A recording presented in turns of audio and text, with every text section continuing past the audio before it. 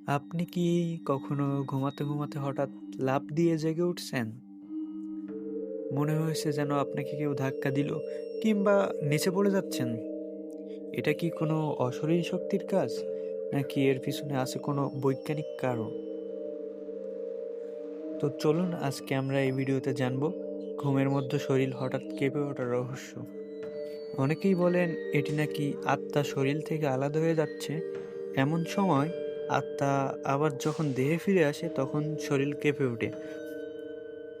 বিশ্বাস করা হয় ঘুমের মাঝের এই লাফ আসলে আত্মার একটি সংকেত, কিন্তু বিজ্ঞান বলছে অন্য কথা। এই ঘটনাকে বলা হয় হিপনিক জ্যাক বা স্লিপ স্টার্ট। ঘুমের শুরুর পর্যায়ে যখন শরীর আর মস্তিষ্কের মধ্যে সংযোগ দুর্বল হয়, তখন মস্তিষ্ক ভুলভাবে মনে করে আপনি পড়ে যাচ্ছেন, আর সেই প্রতিক্রিয়ায় আপনার শরীর হঠাৎ লাফিয়ে ওঠে।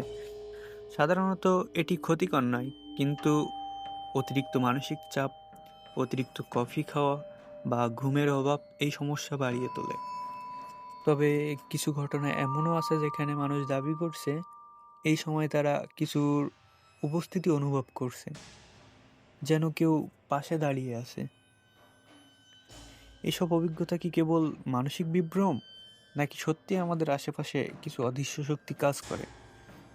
প্রাচীন বিশ্বাস অনুযায়ী যখন মনের উপর অদৃশ্য শক্তির চাপ তৈরি করে, তখন শরীর এমন প্রতিক্রিয়া দেখায়। তবে বিজ্ঞানীরা বলছেন এটি নির্ভর করে ঘুমের ধাপে এবং আপনার স্নায়ুর আচরণের উপর। তাহলে এটা কি ভয় পাওয়ার মতো কিছু? না। যদি এটা মাঝে মাঝে হয় তাহলে সেটা স্বাভাবিক। তবে যদি প্রতিদিন হয় বা আপনি দুঃস্বপ্নে জেগে ওঠেন, তবে সেটা হতে পারে স্লিপ ডিসঅর্ডার। এক্ষেত্রে চিকিৎসকের পরামর্শ নেওয়া উচিত।